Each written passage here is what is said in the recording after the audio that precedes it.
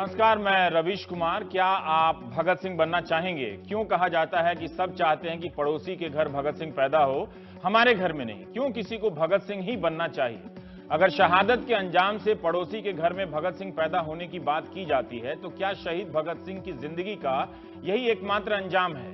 तब फिर हमें ठीक से सोचना होगा कि क्या हम भगत सिंह को जानते भी हैं? कोई भगत सिंह कैसे बनता होगा? फांसी पर चढ़ जाने से या अपने विचारों की यात्रा से? हर राजनीतिक दल के मुख्य नेता जन्मदिन के मौके पर भगत सिंह को याद कर रहे हैं, ट्वीट कर रहे हैं। उनसे एक सवाल आप पूछ सकते हैं कि क्या आपके दलों में किसी भी नौजवान के लिए भगत सिंह बनने का अवसर है? क्या भगत सिंह को याद करने वाले किसी भी नेता के दल में कोई ऐसा नेता है जो अपनी सोच से भगत सिंह के आसपास है? भगत सिंह की एक तस्वीर लेकर ट्वीट कर देना, व्हाट्सएप पर मैसेज कर देना, यह सब अच्छा लगता है कि कोई याद कर रहा है, लेकिन क्या यह पर्याप्त है? दिल्ली की बसों पर भगत सिंह की तस्वीरें हैं, वो भी पीली पगड़ी में, जबकि भगत सिंह ने पीली पगड़ी पहनी ही नहीं। अखबारों में भगत सिंह के जन्मदिन पर विज्ञापन छपे हैं।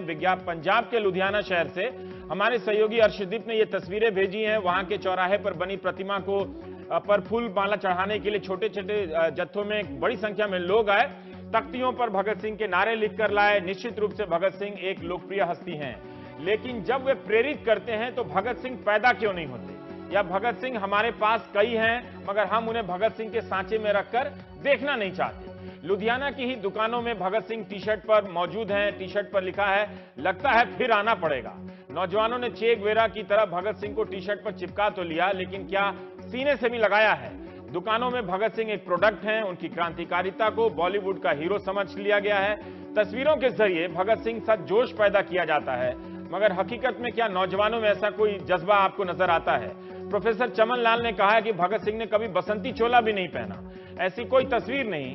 पंजाब से दिल्ली आने वाली टैक्सियों के पीछे भगत सिंह की ऐसी तस्वीरें लगी होती हैं जो रात अंधेरे में पीछे आ रही कार की रोशनी से चमक जाती हैं। वहां के गांवों में छतों पर भगत सिंह की प्रतिमा बनी होती है, जिसमें वे हवा में बंदूक लहरा रहे होते हैं। क्या यह भगत सिंह का आज का अंजाम है?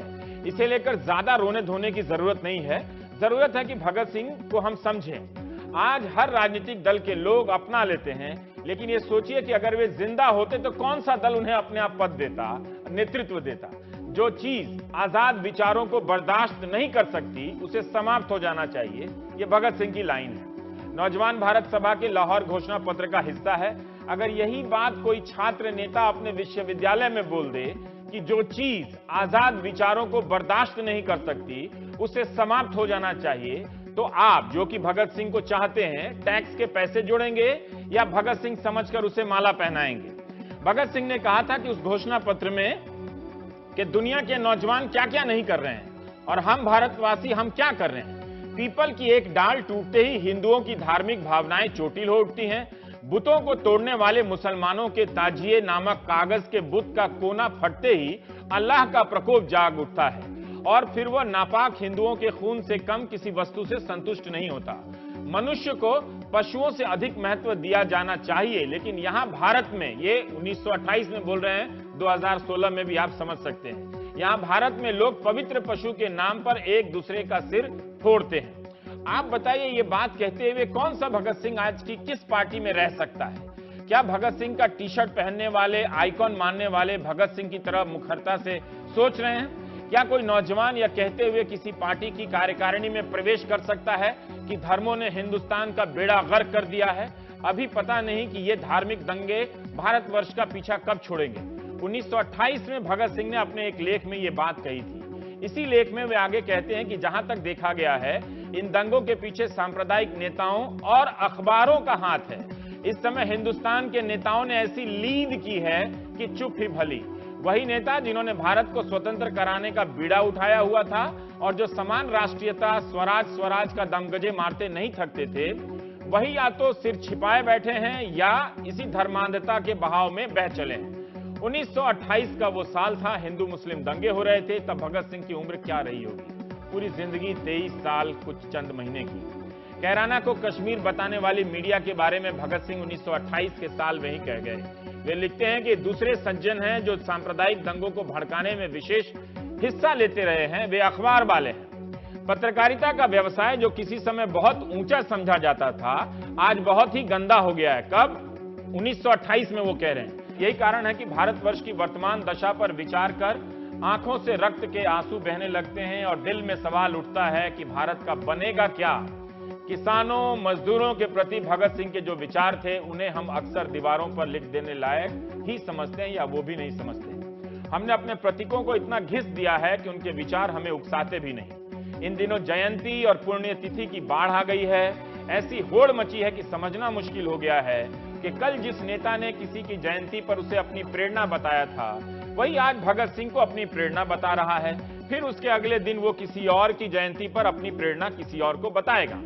हर इतने महापुरुषों से प्रेरणा पाने वाले नेताओं की अगर हमारे देश में भरमार है, फिर तो हम राजनीति के किसी स्वर्ण युग में जी रहे हैं। यही वो नेता हैं जिनमें गांधी से लेकर पटेल, भगत सिंह, लोहिया और दीनदयाल उपाध्याय तक के अंश होने का वो दावा करते हैं। क्या भगत सिंह होना इतना आसान है? जेएनयू का प्रसंग उठा तो एक अधिकारी ने रिपोर्ट दी, अधिकारी कि विश्वविद्यालयों में राजनीति नहीं होनी चाहिए, वो पढ़ने आते हैं। मुमकिन है कि वो अफसर भी भगत सिंह को अपनी प्रेरणा बताता होगा और ट्वीट कर रहा होगा। लेकिन भगत सिंह ने 1928 में एक लेख लिखा, कीर्ति में छपा। पहले ही पैरा में वो लिखते हैं कि इस बात का बड़ा भारी शोर सुना जा रहा है कि पढ़ने वाले नौजवान राजनीति या पॉलिटिकल कामों में हिस्सा ना लें। पंजाब सरकार की राय बिल्कुल ही न्यारी है।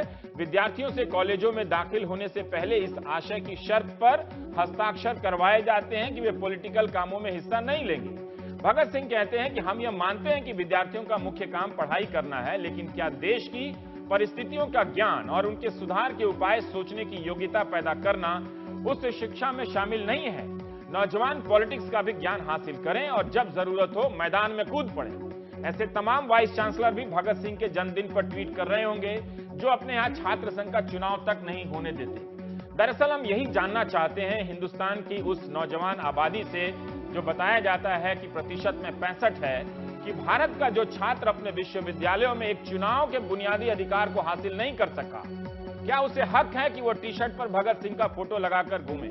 जो राजनीतिक दल अपने दल के भीतर सामयिक मुद्दों पर घनघोर चर्चा न करवाएं, क्या उन्हें हक है कि वे भगत सिंह की जयंती या शहीदी दिवस का इस्तेमाल करें? यह कैसे हो सकता है कि हर दल के लिए भगत सिंह प्रिय हो गए हैं, जबकि उनके विचारों पर चलने का साहस किसी में नहीं दिखता? क्या आपने कभी सुना है कि किसी भी दल में सांप्रदायिकता पर खुलकर बहस हो रही है? छोटे से बड़े नेता खुलकर बोल रहे हैं, अपनी पार्टी के बारे में भी और दूसरी पार्टी के बारे में भी। ऐसा होता नहीं है।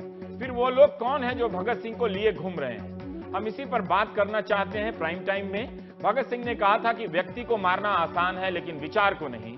क्या आज के दौर में उल्टा तो नहीं हो रहा? भगत सिंह व्यक्ति के रूप में तो जिंदा हैं, लेकिन क्या उनके विचार भी हैं? और सत्यम वर्मा है हमारे साथ लखनऊ से, जिन्होंने भगत सिंह और उनके साथियों के संपूर्ण दस्तावेज उपलब्ध कराए हैं। तो ये 250 रुपए की किताब है, अगर आप भगत सिंह को पढ़ना चाहते हैं तो। वैसे आप टी शर्ट भी पहन सकते हैं। सत्यम हमारे साथ लखनऊ में है। सत्यम, मैं आपसे जानना चाहता हूं कि भगत सिंह की क्रांतिकारिता और उस पहलू पर तो बहुत जोर है, ठीक है। आप जब ये किताब छाप रहे थे तो बहुत सारी किताबें पहले से भी छपी हुई है और इसमें आप काफी परेशान हैं इस बात से कि भगत सिंह को एक आइकॉन तक में सिमट दिया गया है, ठीक है, कि सिर्फ वहीं तक वो सीमित नहीं है। बहुत यहाँ भी बात हो रही है विचारों की लेकर, लेकिन क्या आप उसकी कुछ झलक दे सकते हैं क्या कि वो कौन से विचार हैं? अगर कोई आज का नौजवान जो स्टार्टअप में बिजी है, जिसे लगता है कि जो राजनीतिक नारों में बिजी है, और उसे भगत सिंह की ये बात अगर बता दी जाए, वो चाहता भी है भगत सिंह को, तो फिर वो गड़बड़ा जाएगा पूरा वो अपने वो रास्ते से। देखिए, ये बात बिल्कुल सही है कि पिछले लंबे समय से भगत सिंह को एक महज आइकन बना दिया गया है, और आइकन भी सिर्फ एक बहुत बहादुर बम फेंकने वाले, पिस्तौल लेके गोली चलाने वाले क्रांतिकारी के तौर पर, जबकि ये उनके व्यक्तित्व का एक पहलू है। अगर सिर्फ यही होते भगत सिंह तो ऐसे और भी बहुत सारे क्रांतिकारी थे। जिस वजह से भगत सिंह उन तमाम सारे क्रांतिकारियों ने खुद उनको माना कि हमसे एक मामले में हमारे पूरे आंदोलन के प्रतीक बन गए हैं, वो उनके विचार थे।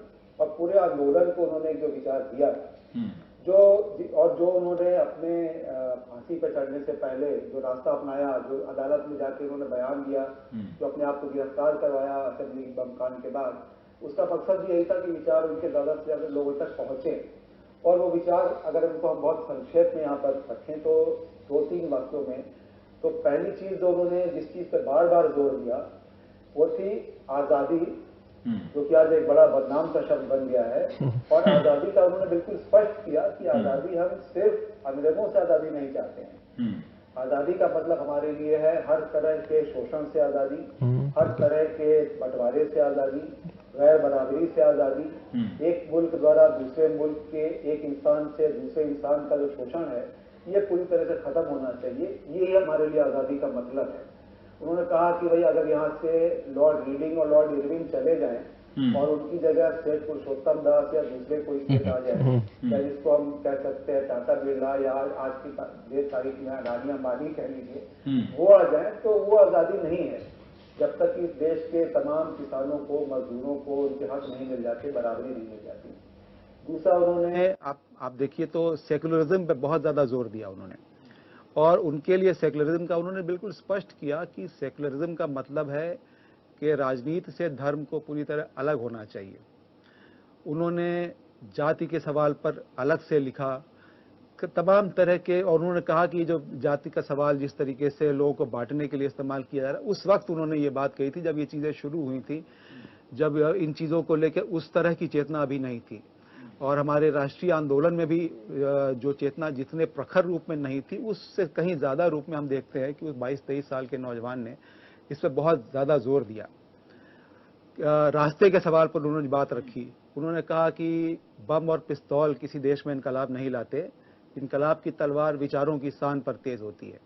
और इसको बहुत उन्होंने विस्तार से समझाया। जो उनका एक तरह से आखिरी दस्तावेज बहुत बाद में मिला, नौजवानों के नाम संदेश जिसको कहा गया, जो जिसमें उन्होंने बताया कि उनके हिसाब से देश में एक नई क्रांतिकारी बदलाव का क्या रास्ता क्या होगा। उन्होंने कहा कि नौजवानों को गांव-गांव में, बस्तियों में, झुग्गी झोपड़ियों में, कारखानों में जाना चाहिए, जहां गरीब लोग बसते हैं, जहां इस देश को असल में चलाने वाले लोग बसते हैं, उनको संगठित करना चाहिए। उन्होंने इस बात पे स्पष्ट कहा कि मुझे आतंकवादी कहा गया है, लेकिन मैं आतंकवादी नहीं हूं। आतंक का एक खास मकसद से इस्तेमाल हमने किया, लेकिन हमारा रास्ता लोगों को जगाने का रास्ता है। और मैं समझता हूं कि ये जो उनके मूल्य थे, ये जो उनके विचार थे, ये आज के नौजवानों तक ये बातें अगर जाएं कि वो किस तरह की आज़ादी की बात करते थे। भगत सिंह अकेले नहीं थे, वो एक पूरी एक पीढ़ी को रिप्रेजेंट कर रहे थे। वो क्रांतिकारियों का जो पूरा एक समूह था, उसको रिप्रेजेंट कर रहे थे। जो लगातार आप उनके जो बहुत करीबी साथी शिव वर्मा का अगर लेख लोग पढ़ें कि किस तरीके से क्रांतिकारियों का वैचारिक विकास हुआ, वो धीरे धीरे विकसित होते हुए उसमें, और वो भगत सिंह उसके सबसे हम कह सकते हैं कि एक चरमोत्कर्ष के रूप में सामने आते हैं। वो पूरी पीढ़ी को रिप्रेजेंट कर रहे थे कि वो किस तरह का देश चाहते हैं आज़ादी के बाद। तो वो अगर लोगों तक पहुंचाया जाए कि तो लोग खुद समझ में, हमें बताने की जरूरत नहीं है, लोग खुद समझ जाएंगे कि ये तो वो देश नहीं है, के निकल जाएंगे फिर वो जा भी रहे हैं। वो खुद समझ जाएंगे कि ये तो वो देश है ही नहीं जो भगत सिंह चाह रहे थे। अभी भी दस्तावेज उपलब्ध नहीं है भगत सिंह के, बहुत सारी ज्यादातर बिल्कुल। देखिए हम ये कुछ चीजें बची होगी, लेकिन ज्यादातर प्रामाणिक तौर पे तो हम दावा तो नहीं कर सकते, लेकिन कि 4 किताबें उन्होंने लिखी। जेल में जो था वो यूजुअली गायब हो गया ना। हाँ, कुछ कहते हैं लोग गायब हो गया, लेकिन अब जो मिला है वो बहुत है लोगों तो के विचार बताने के लिए, लेकिन अगर ऐतिहासिक तौर पे हम देखें, बिल्कुल। लेकिन जहाँ देखिए एक इतिहास के प्रति एक तो उस नजरिए की बात है, ये तो एक ये भी दुखद है कि जो भी मिला है उसमें यहाँ की जो एस्टैब्लिशमेंट है उसका रोल बहुत कम है। ज्यादातर जो उससे बाहर, जो जैसे कि लंबे समय तक जो पाठ्यक्रमों में पढ़ाया जाता रहा, उसमें वो चीजें नहीं थी। लोगों ने स्वतंत्र रूप से खोजा है, लोगों ने स्वतंत्र रूप से छापा है उन चीजों को। जैसे उनकी जेल नोटबुक जो थी, बहुत ही एक दुर्लभ दस्तावेज था। वो करीब 63 साल के बाद पहली बार अंग्रेजी में छपा, फिर हिंदी में प्रकाशित हुआ। लेकिन उसमें और काफी साल जब वो सारे बहुत बड़ी उसकी काफी चर्चा हो चुकी, तब पंजाब सरकार ने पिछले दिनों शायद उसको छापा। तो इस और बाकी और सारे दस्तावेज आपको गांधी बाग में 48 खंड में मिल जाएगा, लेकिन भगत सिंह के दस्तावेज नहीं मिलेंगे, लाइब्रेरीज में भी जल्दी नहीं मिल पाते। एक मैं यहाँ पर देख रहा हूँ, ये बहुत विडंबना है। सत्येंद्र, हम जानना चाहते हैं, पीयूष यहाँ बात कर रहे हैं कि आज के लड़कों के लिए आप कुछ और भी इसमें जोड़ सकते हैं क्या? उनकी व्यक्तिगत पहलू, जो उनके लेखन और राजनीतिक सक्रियता से अलग की जो चीजें हैं। नहीं, बिल्कुल। देखिए, एक पहली बात जो है सो अक्सर जो हम जब किसी क्रांतिकारी का नाम लेते हैं, उनकी बात करते हैं, तो एक ऐसी छवि आती है कि जैसे कि वो बिल्कुल कोई शुद्ध बुद्ध सा एकदम अपने विचारों, वतन के प्रति समर्पित, और कोई उसके मन में कोई विचार नहीं है, कोई उसकी अपनी कोई जिंदगी नहीं है, कोई जिंदा दिली नहीं है। ऐसा नहीं, आप बल्कि आप शिव वर्मा की किताब है संस्मृतियां, जिसमें उन्होंने चंद्रशेखर आजाद, भगत सिंह, सुखदेव, राजगुरु वगैरह के बारे में बहुत खूबसूरत संस्मरण लिखे हैं।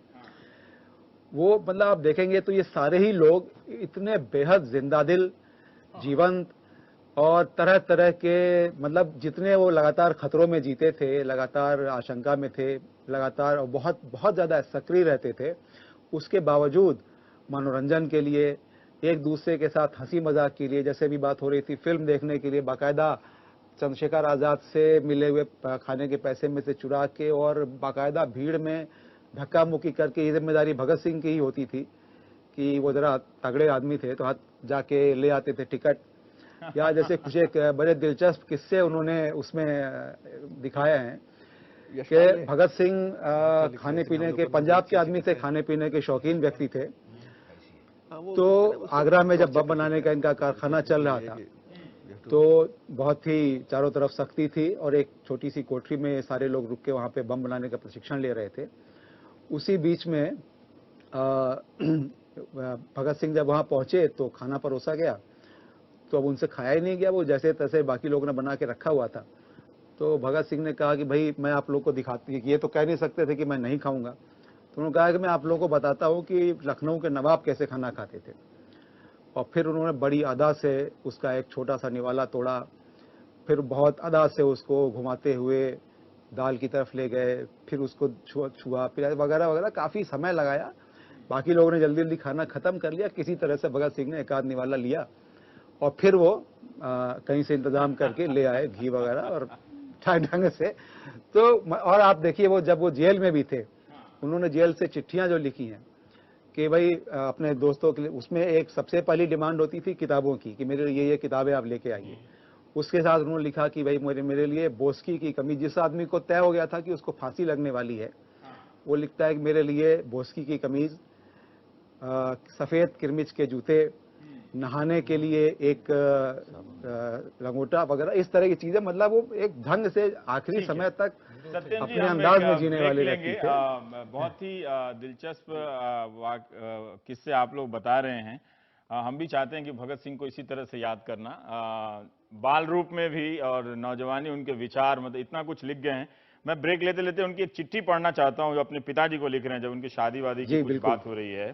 तो लिख रहे हैं कि मेरी जिंदगी मकसद आला यानी आज़ादी हिंद के असूल के लिए वक्फ हो चुकी है, इसलिए मेरी जिंदगी में आराम और दुनियावी ख्वाहिशात बायसे कशिश नहीं है। आपको याद होगा कि जब मैं छोटा था तो बापूजी ने मेरे यज्ञोपवीत के वक्त ऐलान किया था कि मुझे खिदमत वतन के लिए वक्फ दिया गया है, लिहाजा मैं उस वक्त की प्रतिज्ञा पूरी कर रहा हूं। आपका ताबेदार भगत सिंह। तो ये वो लिखते हैं, उर्दू अच्छी जानते थे और अंग्रेजी तो उन्होंने अपनी ठीक कर ही ली थी, और बाकी जो जानते थे उनके बारे में हम बहुत कम जानते। तो ब्रेक के बाद और भी कुछ जानने का प्रयास करेंगे। सत्यम साहब, बहुत संक्षेप में आप कुछ कहना चाहेंगे? अब मेरे पास सिर्फ 30-35 सेकंड का देखिए, मैं बस ये कहना चाहूंगा कि ये बिल्कुल सही बात है कि भगत सिंह जैसे व्यक्तित्व बहुत ही दुर्लभ होते हैं और इतिहास में कभी कभी पैदा होते हैं। लेकिन इसका जैसे कभी कभी जब हम वही काम करने लगते हैं, अगर हम ये कहते हैं कि ऐसा फिर कभी ऐसा इसको नहीं हो सकता, या कोई दोबारा भगत सिंह नहीं बन सकता, तो हम भी एक तरीके से उनको उसी तरीके से मूर्ति में बदल देने की बात करते हैं और नौजवानों से बहुत दूर कर देने की बात करते हैं। मैं समझता हूं कि भगत सिंह कोई दूसरा बने ना बने ये उतनी महत्वपूर्ण बात नहीं है। सबसे बड़ी बात यह है कि भगत सिंह जिन मूल्यों के लिए, जिन विचारों के लिए जिए और जिनके लिए शहीद हुए, उनको अगर इस देश के बहुत सारे नौजवान अपना लें, उनके लिए उस राह पर, उनको भगत सिंह की राह पर चलने की बात करें, तो ये जी बहुत बहुत शुक्रिया। सोचना शुरू कर दें जिस तरह से भगत सिंह की विचार यात्रा है, तमाम सवालों पर, मतलब सिर्फ एक दो सवालों पे नहीं, तमाम सवालों पे सोचना शुरू कर दें।